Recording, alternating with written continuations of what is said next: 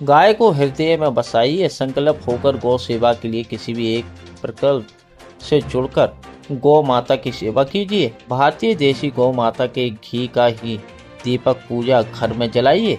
ये उद्गार सूर सदन में चल रही 9 दिवसीय गौ महिमा महोत्सव के तीसरे दिन बुधवार शाम मलुक पीठाधीश्वर स्वामी श्री राजेंद्र दास देवाचार्य जी महाराज के परम कृपा पात्र रसराज जी महाराज ने व्यक्त किए।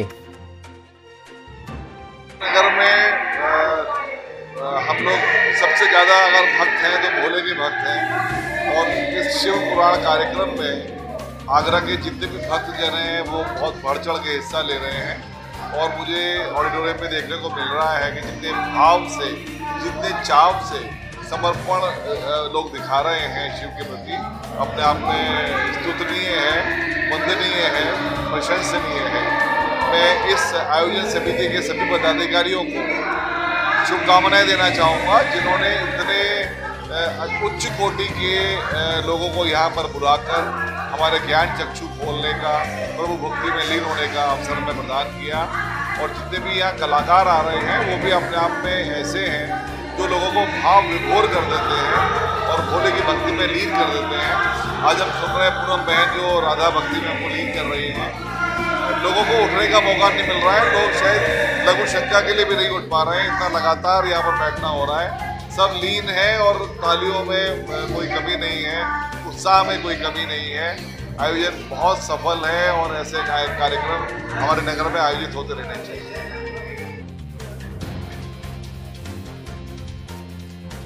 गौ महिमा महोत्सव शिव पुराण और पार्थिव शिवलिंग का जो पूजन अर्चन 14 जुलाई से कलश यात्रा के साथ में निकाला गया, उस कथा का आज सूर सदन में तीसरा दिवस है, जहां गुरुदेव ने बताया कि गौ माता कैसे और क्यों इसकी पूजा करने का कहां से प्रचलन चला।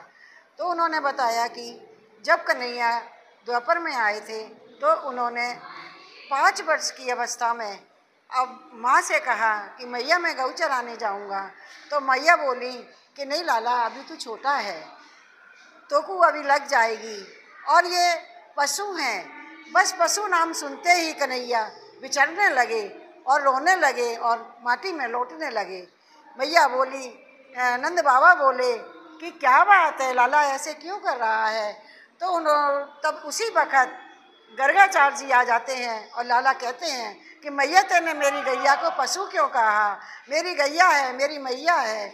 और उसी वक़्त जब गर्गाचार्य जी आ जाते हैं तो वह नंद बाबा से और माँ यशोदा से कहते हैं कि लाला ने लीला सही समय से करी है, क्योंकि बाको समय है गयो है कि वो गौ चराने के लिए जाए।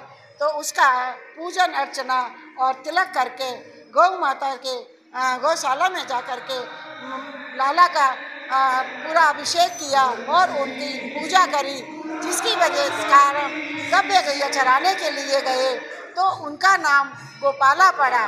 तब से ये महत्व आया है कि गौ माता का पूजन अर्चना और हर घर में सुबह गौ ग्रास जरूर निकालना चाहिए, क्योंकि गौ ग्रास जिन घरों में नहीं निकलता है, और शाम को रात्रि को कुत्ते की रोटी अवश्य निकालनी चाहिए।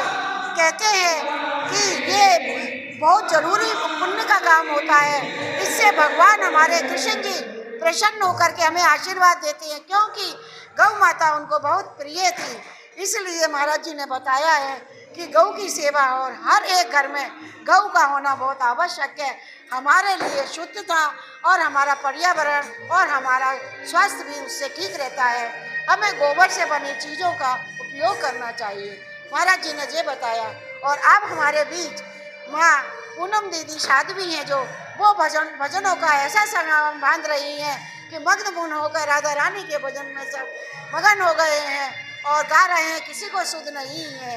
और वो राधा रानी के राधे राधे राधे राधे भजनों में सबको ऐसा भिगो दिया है। जी, हमारे आगरा शहर में गौ महिमा महोत्सव का शिव महापुराण का आयोजन हो रहा है। आज गौ महिमा महोत्सव का तीसरा दिन है। तीसरे दिवस में हमारी साध्वी दीदी पूनम दीदी आई हुई हैं।